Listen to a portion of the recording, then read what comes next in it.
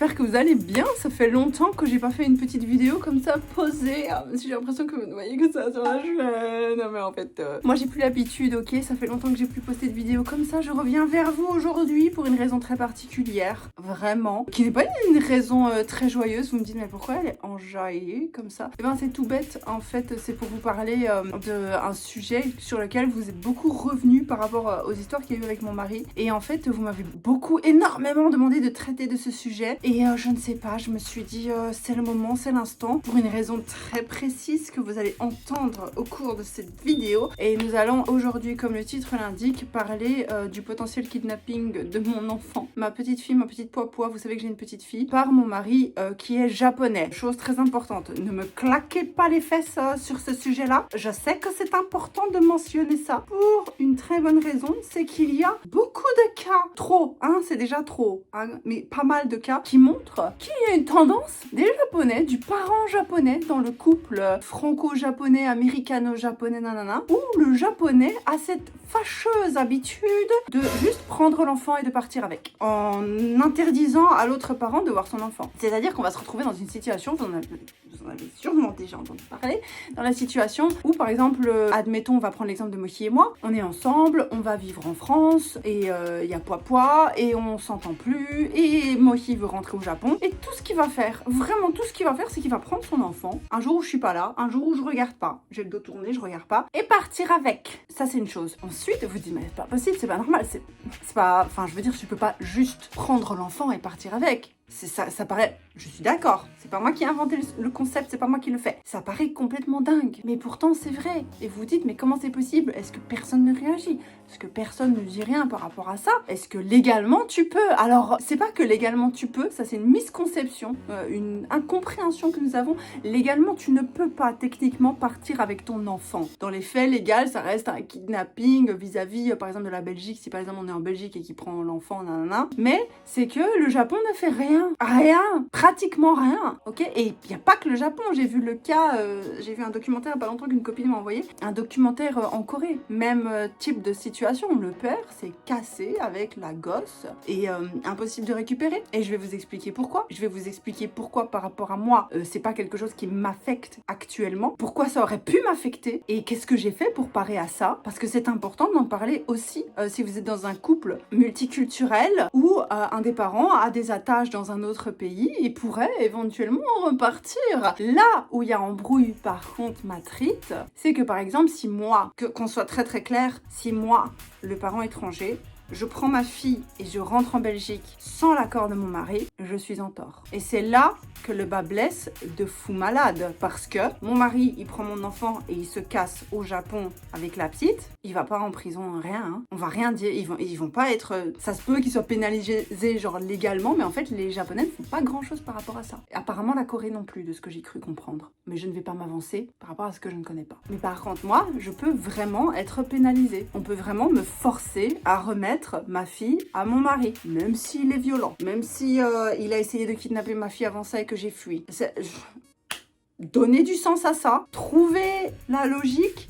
Il n'y a pas de logique, c'est profondément injuste comme situation et c'est quelque chose qui arrive. Que t'entends des cas de mamans qui sont parties avec leurs enfants parce que le mari était violent, elles sont rentrées dans leur pays, elles ont été pénalisées, elles ont été obligées de rendre les gosses au père qui était violent parce qu'elles ont kidnappé l'enfant, donc elles sont forcément en tort. Donner du sens à cette situation, je n'en ai pas, je n'ai pas d'explication logique à ça, la loi est mal faite, voilà.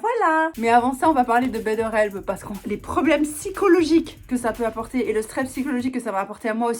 Donc on va parler un petit peu de psychologie de thérapie, les trites. Aujourd'hui, BetterHelp est à nouveau le partenaire de cette vidéo. Pour rappel, BetterHelp est une plateforme de thérapie 100% en ligne qui vous met en relation avec un thérapeute français certifié et adapté à vos besoins. Les psychologues et les psychothérapeutes de BetterHelp sont inscrits à l'Agence régionale de la santé. Ce sont des professionnels qualifiés et ils appliquent les mêmes déontologies strictes pour les thérapies en ligne qu'en cabinet. Ce qui est bien dans le fait que ce soit en ligne, c'est que ça vous permet de pouvoir faire votre session un petit peu de partout, notamment si, comme moi, vous vivez à l'étranger. Donc moi, c'est ce que je fais, hein. J'ai mes sessions de thérapie en ligne depuis ma chambre, ce qui fait que je dois même pas me rendre en cabinet. Ma psy n'est pas sur BetterHelp, mais si j'avais eu cette recommandation avant, j'aurais été via cette plateforme-là, ce que j'ai fait quand j'étais aux États-Unis d'ailleurs. Ce qui m'a fait commencer ma thérapie personnellement, j'aurais dû le faire bien longtemps avant ça. C'est quand mon mari est rentré, vous savez que ça a été compliqué et ça m'a vraiment beaucoup aidé. J'avais vraiment besoin de parler à quelqu'un de professionnel et à l'écoute. Ça aide aussi si vous n'êtes pas vraiment prêt pour faire des thérapies en face à face et ça permet de démarrer en douceur. Avec BetterHelp, vous pouvez choisir d'effectuer vos séances par message, en visio ou par appel en fonction de ce qui vous met le plus à l'aise. Moi par exemple, j'ai pu continuer mes séances de psy avec ma psy en ligne, que je sois au Japon ou en déplacement à l'étranger. Ça donne une flexibilité qui me permet vraiment de progresser. Pour vous dire, j'ai même déjà fait une séance dans une voiture. Et du coup, je dois même pas faire de pause pendant que je suis en déplacement, quoi. L'inscription sur BetterHelp se fait très facilement. Après avoir répondu à un petit questionnaire pour partager vos besoins, vos préférences, vos attentes, BetterHelp vous met en relation avec un thérapeute qui est adapté à votre profil. Et BetterHelp ne va pas vous mettre en relation avec n'importe qui ou le premier thérapeute disponible. Il va vraiment sélectionner quelqu'un en fonction de vos besoins, de vos attentes, de vos préférences. C'est très important. Et attention, vous ne parlez pas avec une intelligence artificielle sur BetterHelp. Très important, ne faites pas ça, s'il vous plaît. Vous parlez avec de vrais professionnels, formés, capables de vous comprendre en tant qu'être humain, de vous challenger, de vous guider. Pas juste de dire oui, t'as raison, c'est normal et tout le monde a tort et tu as raison. Ou de vous dire ce que vous avez juste envie d'entendre et pas ce que vous avez besoin d'entendre. Nuance. Vous pouvez même échanger avec votre thérapeute entre les séances par message écrit. Vous pouvez écrire quand ça vous convient et il vous répondra quand il le pourra. Si le thérapeute qui vous a été attribué ne vous convient pas, vous pouvez changer très facilement, sans frais supplémentaires et en un clic. Ça peut bien sûr arriver que le courant ne passe pas, peu importe la qualification des psychologues. Ça m'est arrivé plein de fois avant de trouver le bon psychologue.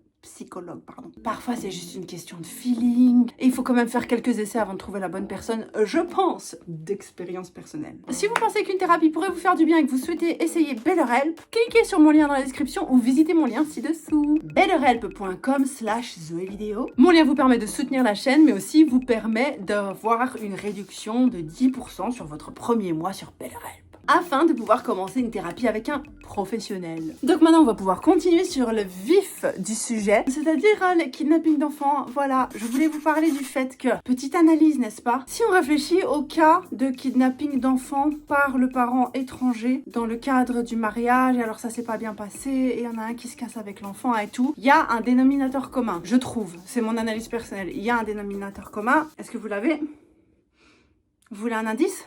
Je vais vous donner un indice. C'est en rapport avec un stade de la vie. Vous l'avez pas? Je viens vers vous maintenant. À moins que je me trompe, dites-moi si je me trompe, la grande, écrasante majorité des cas de kidnapping d'enfants par le parent étranger, qui peut être moi, hein, sauf que moi, j'ai pas le droit parce que la Belgique ferait quelque chose par rapport à ça, ce qui n'est pas le cas du Japon. C'est tout simplement l'âge de l'enfant qui a été kidnappé. En général, ils sont kidnappés, plus ils sont petits, plus c'est kidnappable. C'est horrible de dire ça comme ça. Je sais que c'est affreux comme façon de parler. Mais je vous dis, si vous êtes dans un couple avec un tout petit enfant là maintenant et que ça va pas avec votre... Même si ça va avec votre partenaire, vous devez y penser. C'est que plus l'enfant est petit, plus c'est facile de le kidnapper. Parce qu'il ne se souviendra pas du parent, globalement. Et moi-même, maintenant qui ai un enfant de 7 ans, je me rends bien compte à quel point ce serait très difficile pour Mochi, c'est là que je veux en venir, de juste dire à ma fille, écoute, demain, tu vois plus ta maman, on s'en va. Ça, c'est un point qui rendra extrêmement difficile aujourd'hui, tu vois. Pas impossible, mais vachement plus compliqué que si elle avait 3 ans. En mode, elle demandera peut-être 4-5 fois où est sa maman. Et puis, elle aura une image brève, mais elle aura plus ce truc de maman. Vous voyez ce que je veux dire? Surtout si lui répond correctement à ses besoins. Et c'est le cas, en fait, que je vois très souvent. C'est que les enfants sont kidnappés et à un âge où ils se rappelleront pratiquement plus de l'existence de leurs parents une fois grands. Là, maintenant, à 7 ans, je suis quasiment convaincue que si Mochi essaye de m'éloigner de Momo, elle ne m'oubliera jamais. C'est pratiquement impossible, à moins qu'il y ait vraiment un truc de lavage de cerveau. Et plus le temps va avancer à partir de maintenant, moins elle sera susceptible de m'oublier. Ce qui n'est pas le cas d'un enfant de 3-4 ans. Je pense que jusque 4 ans, 4-5 ans, c'est difficile. Et 6-7 ans, ça commence à devenir vachement compliqué, je pense, de kidnapper un enfant. C'est juste mon mon avis personnel, hein. Mais j'ai pas entendu encore de cas où un enfant de 7 ans a été kidnappé et ça s'est bien passé. Voilà, je pense que ça existe, hein, qu'on kidnappe des enfants de 7 ans. Mais je vous parle vraiment du contexte précis où un des deux parents se casse avec l'autre enfant dans un pays et qu'en fait, il n'y a pas de problème dans le fait pour l'enfant de ne plus voir son autre parent. Genre, par exemple, là maintenant, et c'est, vous savez quoi, maintenant qu'on y pense, on peut faire un parallèle avec ce que j'ai vécu récemment dans mon couple, en partant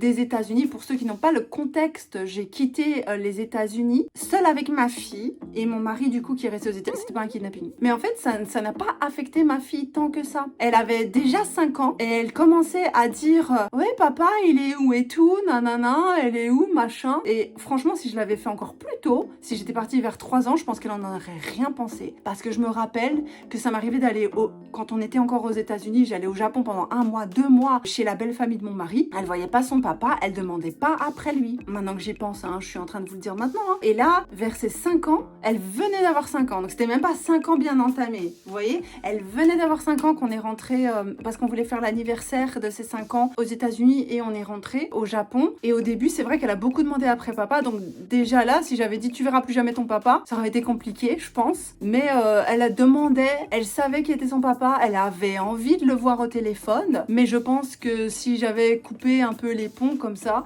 aurait pas été aussi facile que s'il avait eu 3 ans ou 4 ans, mais ça aurait pu se faire. Là, aujourd'hui, je lui dis, demain, tu vois plus ton papa. Je suis convaincue, hein, je vous parle vraiment d'expérience, hein, catastrophe. Hein. Elle demande tous les jours où est son papa. Elle demande tous les jours, il est où papa? Il va rentrer à la maison, papa?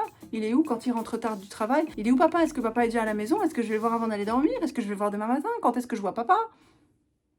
Vous voyez? Et c'est d'autant plus fort par rapport à moi-même qui ai toujours été avec elle depuis qu'elle est née. Donc s'il veut aujourd'hui partir avec elle, ça va être vachement compliqué déjà de ce point de vue-là parce qu'au niveau développemental, elle est à un stade en fait où elle ne m'oubliera plus et où il peut pas vraiment dire ouais tu vois maman elle était méchante et tout parce qu'en fait bah j'étais pas méchante avec elle donc elle a pas eu cette expérience. Il peut lui dire, elle peut peut-être croire que j'étais méchante, j'en sais rien. Je sais pas comment ça fonctionnerait, je sais pas comment ça va se passer à partir de maintenant, mais objectivement parlant, elle n'a pas de mauvaise expérience avec moi. Elle n'a que des bonnes expériences avec moi. C'est pas pour faire genre, hein, mais je suis pas une maman qui punit, qui engueule. Je suis globalement le maximum, c'est que je suis une maman qui peut hausser le ton de temps en temps, quoi. C'est le maximum que t'auras. J'ai pour principe de pas punir, j'ai pour principe... Et ça se passe très bien. Vous allez dire, ouais, elle est laxiste et tout. C'est pas le thème de la vidéo, d'accord, mais je suis convaincue qu'elle a de très très bonnes expériences avec moi et de très beaux souvenirs avec moi et que tu pourras pas lui faire croire, oui, mais elle te voulait du mal et tout, ça fonctionnera pas. Elle aura que des bons souvenirs avec moi. Et ce qui n'est peut-être pas le cas à 3 ans, vu que tu grandis 3, 4 mois, elle se souvient plus des amis qu'elle avait quand elle avait 3-4 ans.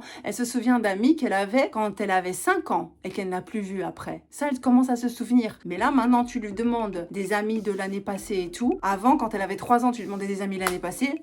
Puis, elle avait 4 ans, tu lui demandais des amis de ses 3 ans. Elle avait 5 ans, tu lui demandais des amis de ses 4 ans. Ah oui, oui, je vois, c'était qui déjà? 5 ans, tu lui demandes des amis de ses 4 ans. Oui, lui, il y avait lui. Quand est-ce que j'ai arrêté de le voir? Si tu lui en parles pas, elle se souvient pas. 6 ans, il est où lui? Il fait quoi? Pourquoi il est pas là? Ça, c'est quelque chose que j'ai observé. Tous les enfants sont pas les mêmes. Mais c'est une des raisons pour lesquelles j'ai beaucoup moins peur aujourd'hui que ce que j'aurais pu avoir peur avant. C'est que sincèrement, objectivement parlant, elle m'oubliera jamais. À ce stade, surtout que maintenant on parle de façon progressive, je parle pas et va la kidnapper demain. Je parle s'il y a un problème maintenant et qu'il se dit je vais la kidnapper, ce que je pense pas qu'il ferait, mais bon, admettons, parce que je sais que c'est quelque chose qui vous a beaucoup inquiété. Ce sera d'ici ses 8 ans. Vas-y pour kidnapper un enfant de 8 ans, tu vois, qui psychologiquement, c'est possible de manipuler un enfant de 8 ans, mais il va falloir y aller quand même, vu que je suis la personne qui est le plus proche d'elle et qui s'occupe le plus d'elle. Donc ça, c'est la première chose. Je dis pas que c'est impossible, mais je dis que c'est vachement compliqué aujourd'hui et qu'il doit vraiment être très très bien accroché à ses chaussettes parce qu'elle est clairement à un stade aussi, à un niveau d'âge où on peut lui demander son opinion, figurez-vous. Il y a beaucoup de chances que son opinion lui soit demandée finalement. On peut pas demander son opinion à un enfant de 3 ans. Je vous laisse reposer avec cette information. Deuxième chose qui est importante par rapport à l'âge, justement, dans ce contexte-là, et c'est pas développemental, c'est d'un point de vue légal, si j'ai envie de dire, c'est que jusqu'à 6 ans, une des raisons pour lesquelles les enfants, notamment au Japon, sont plus facilement kidnappables, c'est horrible comme terme, je me sens mal rien que de le dire. Kidnappable, t'imagines? Ça, c'est kidnappable. De quoi on parle, quoi? Vraiment. Mais bon, c'est un sujet, donc parlons-en. C'est tout simplement le fait qu'il n'y a pas de scolarité obligatoire. Ce qui fait qu'en fait, les enfants ne sont pas obligés d'être enregistrés dans certains endroits obligatoirement, tu vois. Tu peux être enregistré dans un hôpital, tu peux être enregistré dans un jardin d'enfants, mais si l'enfant n'y va pas, c'est pas très grave, tu vois. Ça se peut qu'on t'appelle une fois, 2 fois pour dire tiens, il est où? Mais en fait, c'est pas grave. Enfin, je le sais, j'ai fait les inscriptions. J'ai très bien vu que pour inscrire mon enfant au jardin d'enfants, c'était caca-noisette, alors que pour inscrire mon enfant en primaire, oh, mais quelle paperasse, mais quel bordel, mais quelle complication, mais quel gros machin pour l'inscrire en primaire. Gros truc officiel, sa mère, tu vois. Et donc la différence, c'est que si tu décides, si demain, alors qu'elle était encore au jardin d'enfants, ce qui n'est pas le cas, Mochi décidait de partir avec ma fille, personne ne dirait probablement rien. On appellerait, ah oui, finalement on a décidé de la changer le jardin d'enfants, c'est ok.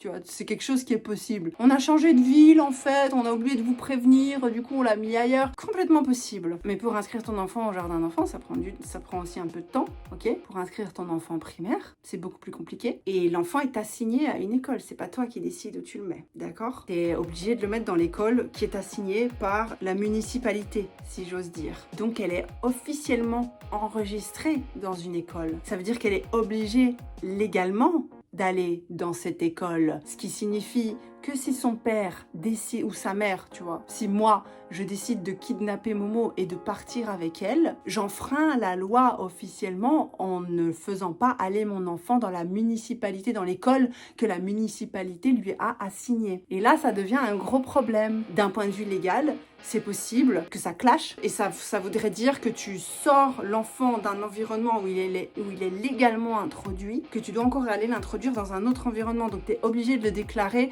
dans une autre école, à un autre endroit, et tu es obligé de le faire sortir. Tu peux pas, en gros, ce que j'essaie de dire par là, c'est que tu peux pas juste prendre ton enfant et te casser comme tu pourrais le faire avec un enfant qui n'est soit pas inscrit du tout au jardin d'enfants, soit pas inscrit à l'école obligatoire. Mais l'école est obligatoire à partir de 6 ans au Japon. Donc chocolat, il ne peut plus faire ça parce qu'il pourrait s'attirer des ennuis, parce que c'est illégal d'empêcher un enfant d'aller à l'école. Et aussi, quelque chose de très important, c'est que apparemment, et ça c'est l'une des raisons pour lesquelles le Japon et la Corée, de ce que j'ai vu aussi, sont hyper réticents à l'idée quand un enfant a 6 ans, parce que c'est souvent ce qui arrive, hein, le temps de faire la paperasse pour dire oui mais c'est mon enfant, oui mais en fait de faire les allers-retours, de dépenser masse de thunes pour dire, tu sais, admettons t'es un papa français qui cherchent à joindre ses enfants au Japon, qui ont été kidnappés quand ils avaient 3 et 2 ans, qui te reconnaissent même pas. Donc les Japonais, ils considèrent que tu n'as plus d'importance dans leur vie, parce que c'est vrai, c'est horrible dit comme ça, mais c'est vrai. Ils ont une autre vie, ils ont un autre environnement,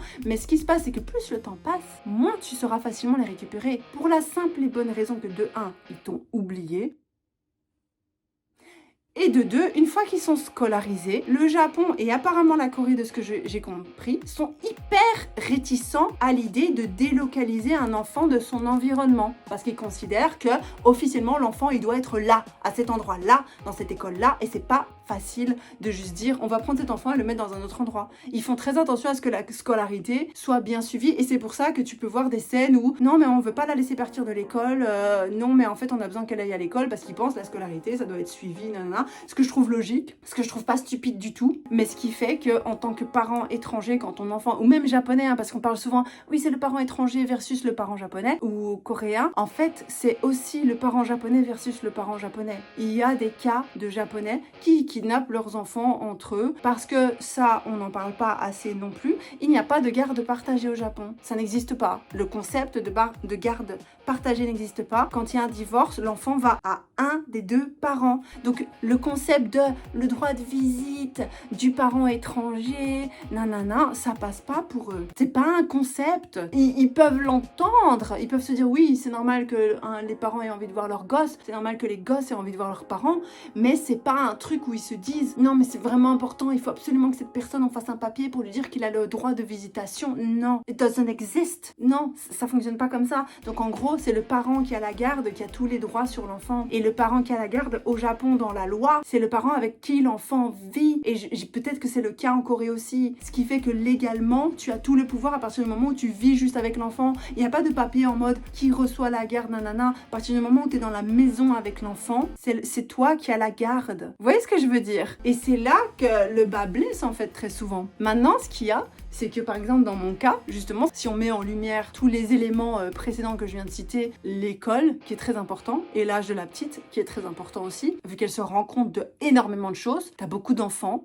ils savent même pas qu'ils se sont fait kidnapper. Dans tous les cas que j'ai vus, je crois que j'ai jamais vu un cas où l'enfant savait qu'il avait été kidnappé. Vous voyez, là je sais très bien que si demain mon mari il se casse avec ma fille, elle saura qu'il y a un couac. Elle avait déjà remarqué qu'il y avait un couac quand j'étais partie seule avec elle aux États-Unis. Elle avait 5 ans. Elle trouvait ça bizarre, mais elle a vite oublié. Maintenant, tu fais plus ça. C'est plus possible. Je le sais, je la connais, c'est ma fille. Impossible de faire ça. Peut-être que tu as des enfants de 7 ans avec qui ce serait possible, mais disons que le concept de ce que j'essaye de vous inculquer là maintenant, inculquer c'est un grand mot, mais on s'entend, c'est que plus l'âge avance, moins c'est possible. Et donc, à la vue de ça, il y a le fait qu'elle est plus avancée en âge, qu'elle vit avec moi dans la maison, et du coup, en fait, pour kidnapper l'enfant, ça voudrait dire que mon mari doit la prendre et avoir un autre logement ailleurs dans lequel il serait installé et en plus l'inscrire dans une autre scolarité. Parce que s'il la prend dans une autre maison maintenant, que de un on va lui demander est-ce que tu as envie d'être là, elle va dire non parce qu'elle connaît pas la maison, parce que tous ses amis sont pas là, parce que sa maman n'est pas là, et qu'en plus de ça, elle a un système scolaire dans lequel elle doit rester inscrite, donc ça veut dire qu'il faudrait d'abord la désinscrire d'une autre école et la mettre dans l'autre école. Parce que ça veut dire qu'il doit bouger de municipalité aussi. Parce que moi je suis sa mère. Je suis sur tous les documents officiels de l'école. Demain, il la kidnappe soi-disant, il l'emmène à l'école ici à côté, je vais la chercher à la sortie. Je veux dire, j'ai tout à fait le droit, c'est mon enfant. Vous voyez ce que je veux dire? Ça marche plus comme ça en fait. Et c'est là que ça devient compliqué. C'est que je suis inscrite à tous les trucs, ça c'est quelque chose qui est très important aussi et que j'ai remarqué par exemple dans un autre contexte où l'autre parent ne parle pas du tout la langue du pays dans lequel l'enfant a été kidnappé. Mais ça, je trouve que c'est... Je suis désolée, hein. Et du coup, ils sont inscrits nulle part. Ils sont nulle part dans le système de l'enfant. Parce que l'enfant a été kidnappé trop jeune. Et ils ont très peu de notions de la culture. Pas tous, hein, j'en sais rien. J'ai vu quelques exemples. Mais j'ai vu un exemple d'une maman qui vient dans un autre pays. Et alors, elle sait même pas parler avec sa fille, quoi. Évidemment qu'ils vont être réticents à lui rendre. Et c'est affreux comme situation. Et c'est la faute... Désolée, c'est la faute de la personne qui a kidnappé. Clairement, c'est la faute de la personne qui a kidnappé. J'essaie pas du tout de changer de bord la honte et la culpabilité. Il n'y a pas de culpabilité à pas savoir parler la langue et tout, mais je sais que c'est un énorme obstacle, et ça c'est objectivement parlant, c'est un énorme obstacle que par exemple dans mon cas, je n'aurais pas, parce que je suis inscrite dans tous les papiers à l'école, ce qui est forcément pas le cas des parents qui ne parlent pas la langue. C'est que donc moi je suis inscrite officiellement, j'ai signé les papiers moi-même, j'ai écrit moi-même que j'autorise ma fille à prendre tel goûter à telle heure, nanana, et ça c'est très important aussi. C'est qu'en fait, par exemple c'est con, mais en fait la personne qui paye officiellement la scolarité de la petite, c'est moi. Et la personne qui paye pour l'école, c'est moi. C'est mon compte bancaire avec mon nom et donc officiellement c'est moi qui paye pour la scolarité de la petite. Donc c'est beaucoup plus compliqué aussi pour Mohi de partir avec la petite et de dire non mais c'est mon enfant, c'est moi qui m'en occupe, parce que officiellement c'est moi le primary caregiver aussi. Vous voyez, c'est tout un tas de trucs en fait qu'il n'y a pas nécessairement quand c'est juste quand on n'est pas encore à l'école officielle. Donc d'un niveau légal et logistique, ça rend beaucoup plus compliqué aussi de se dire tiens j'en ai marre de toi Zoé, je me casse avec la petite. Vous voyez ce que je veux dire? Et donc c'est pour ça en fait qu'aujourd'hui je suis assise là avec vous et j'ai pas du tout l'impression que déjà je pense, franchement, je pense pas que Mohi ferait ça, objectivement parlant, mais on n'est jamais à l'abri de rien, on peut jamais savoir à 100%. Et c'est la raison pour laquelle j'arrive au troisième point très important, très primordial, dont je ne vous ai jamais encore vraiment parlé, mis à part un petit peu sur Flâneuse du Levant, c'est la paperasse. La paperasse, parce qu'on n'est jamais à l'abri de rien, parce qu'on ne connaît jamais 100% quelqu'un. On sait avec qui on se marie, on ne sait pas de qui on divorce. C'est très important, même Mohi, il sait pas. Vous pouvez dire, oui, mais du coup, l'amour, le vrai, sincère et tout. Non, ça reste de l'amour, vous inquiétez pas, ça reste de l'amour. Mais faut rester réaliste. On sait pas ce qui se passe dans la tête des gens à n'importe quel moment. Mohi a traversé récemment une période vraiment où, évidemment qu'il a des circonstances atténuantes, mais il y a des choses qui ont été très très dures à vivre où j'ai pas reconnu mon mari, objectivement parlant, je vous en ai déjà parlé. Aujourd'hui, je peux vous affirmer que tout est retourné dans l'ordre parce qu'il s'est rendu compte que c'était foireux et qu'il y avait un gros risque de tout foutre en l'air et de tout perdre. Et il a fait un gros exercice de remise en question. J'ai fait un gros exercice de remise en question.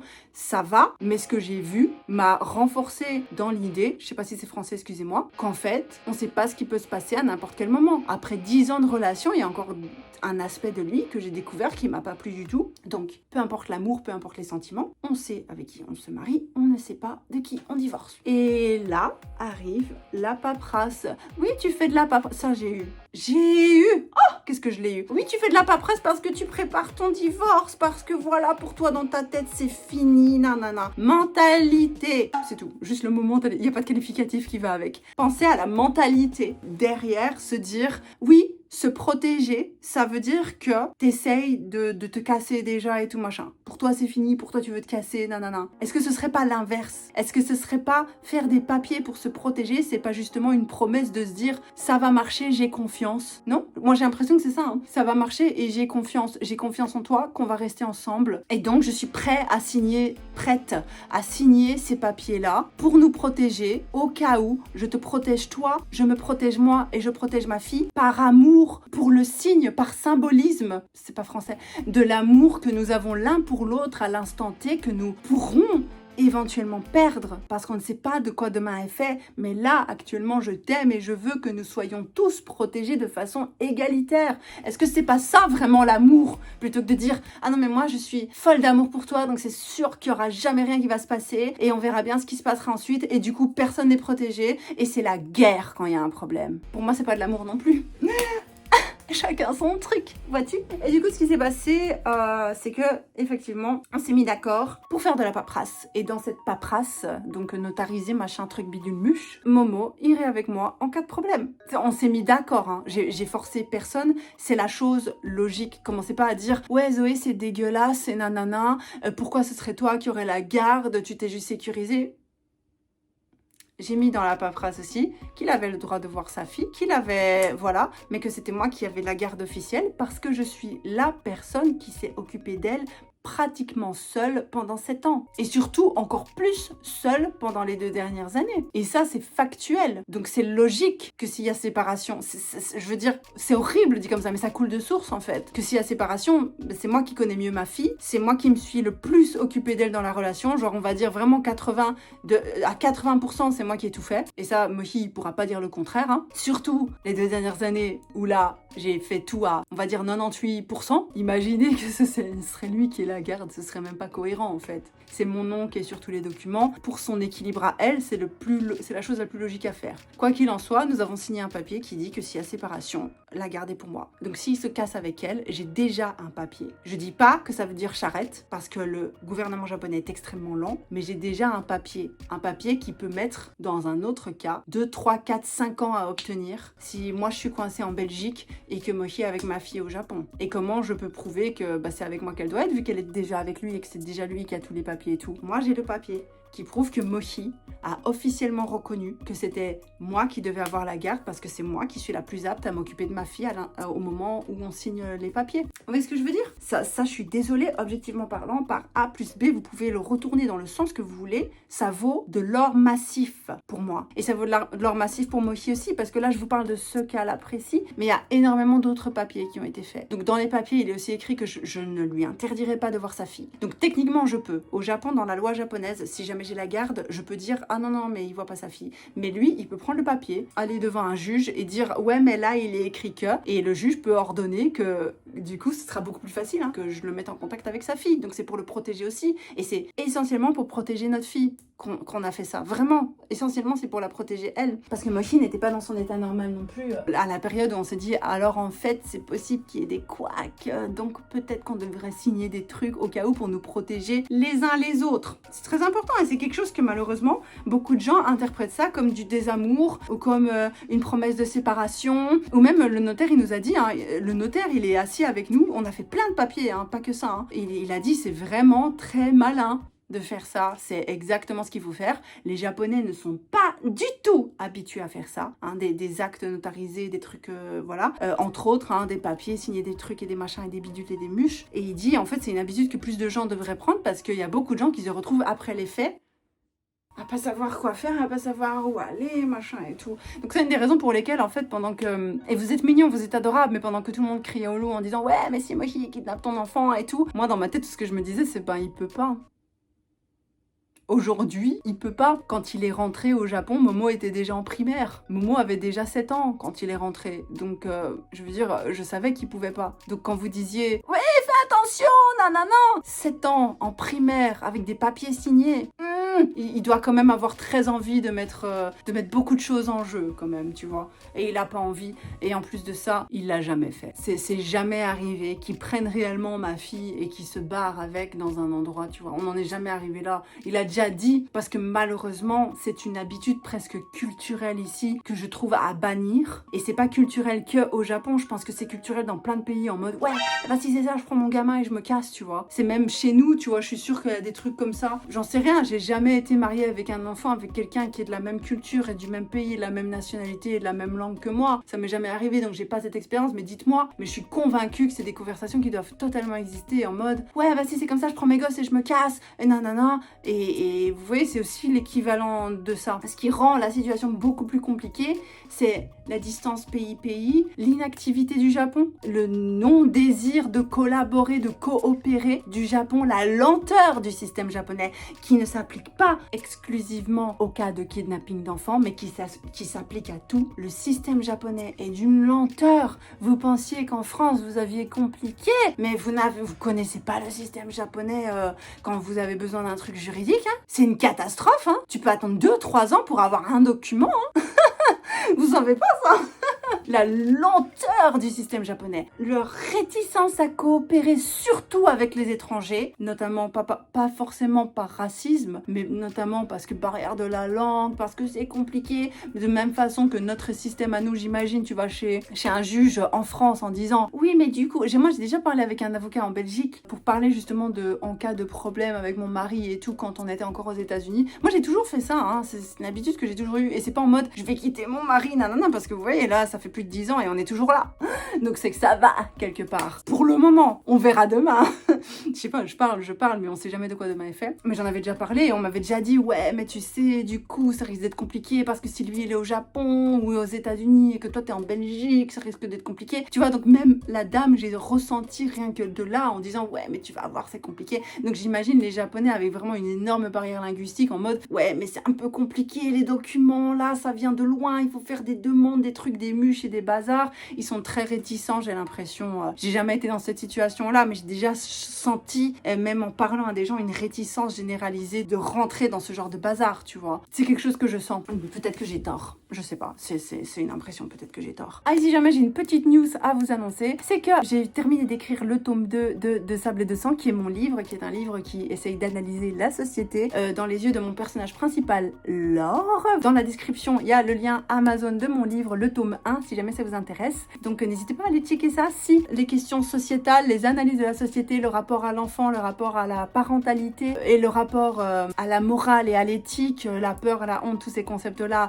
ça vous intéresse, n'hésitez pas à aller checker le petit lien en description, ça me ferait très plaisir. Mais quoi qu'il en soit, voilà les raisons pour lesquelles je ne me sens pas en danger par rapport à ma fille ou par rapport à moi-même en ce moment quand il s'agit de la question du kidnapping d'enfants, pour les raisons que je viens de vous donner. Je pense que cette vidéo est très importante pour les gens qui ont des enfants en bas âge ou qui ont des enfants en cours de route ou qui ont des enfants très très jeunes, de prendre cette petite vidéo, de se faire une petite opinion, de se dire ah, effectivement, ou alors je suis pas du tout d'accord, mais je pense que cette vidéo est là pour donner de la matière à réfléchir sur certaines options, sur certaines réflexions qu'on peut avoir sur le sujet, parce que je trouve que c'est très très fort simplifié et c'est quelque chose que j'ai remarqué. Moi je pensais pas que c'était aussi simple dans la tête des gens, que quand ils ont entendu les histoires avec Mochi, leur premier réflexe a été de dire mais attention, il va kidnapper ton enfant et comme t'as fait des vidéos sur internet, il va le kidnapper beaucoup plus facilement. Ma fille de 7 ans qui est scolarisée alors que j'ai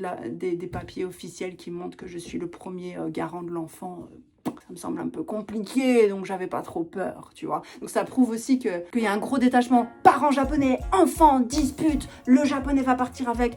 Ça pourrait être moi qui part avec. C'est pas l'idée, c'est pas quelque chose que je ferais, mais ça aurait pu être moi. Ça pourrait être un parent, j'ai pas d'idée, un parent espagnol et un parent... J'ai pas d'idée, un parent espagnol et un parent mexicain. Les deux trucs là.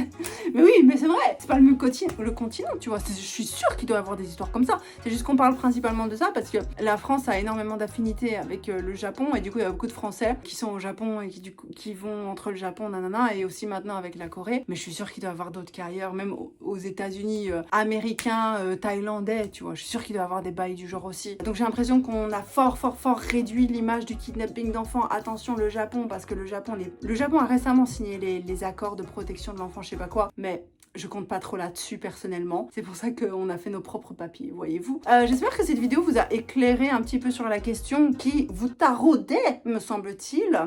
J'espère que je vous ai pas donné l'impression d'avoir un peu trop la confiance en un truc en fait qui est super grave, parce que c'est pas du tout le cas. Bien sûr que même avec ces papiers, même avec le fait que la petite ait 7 ans, même avec le fait qu'elle soit scolarisée et tout, Moshi peut encore kidnapper la petite, tu vois, s'il veut vraiment. Parce que, objectivement parlant, même si j'étais belge mariée avec un belge et que mon mari belge veut kidnapper la petite, techniquement parlant, c'est possible s'il se démerde vraiment très bien. Vous voyez ce que je veux dire? On n'est jamais à l'abri de rien, et c'est pas parce qu'il est japonais que ça rend le truc infiniment plus facile, surtout dans le cadre ici présent. On n'en est plus là en fait. Si elle avait 3 ans, qu'on n'avait pas de papier, qu'elle n'était pas encore scolarisée, qu'il pouvait juste partir avec et aller dans un autre logement et que du coup bah c'était mort, ça c'est vrai, ça c'est la situation la plus risquée dans laquelle je pourrais être. Mais là aujourd'hui j'ai l'impression que j'en suis au même stade que quelqu'un, genre un belge qui est marié avec un autre belge et mon mari essaie de se casser avec et du coup je dois appeler la police et du coup ça fait des histoires parce que nanana, parce que le bien-être de l'enfant et caca. En fait on en est au même stade aujourd'hui, on n'est jamais à l'abri de rien, mais c'est important de se protéger un maximum, voilà, mais on n'est jamais à l'abri de rien, comme je le dirai toujours, je le répéterai jamais assez. Tu sais avec qui tu maries, tu sais pas de qui tu divorces. Merci encore à BetterHelp d'être le sponsor de cette vidéo et de soutenir la chaîne. N'oubliez pas mon lien en description pour obtenir une réduction de 10% sur votre premier mois avec BetterHelp. Conclusion, bisous, zouzou. Mouah. Ah, au fait, j'ai une chaîne de vlog si jamais ça vous intéresse de voir comment se déroule ma vie au Japon, lien en description.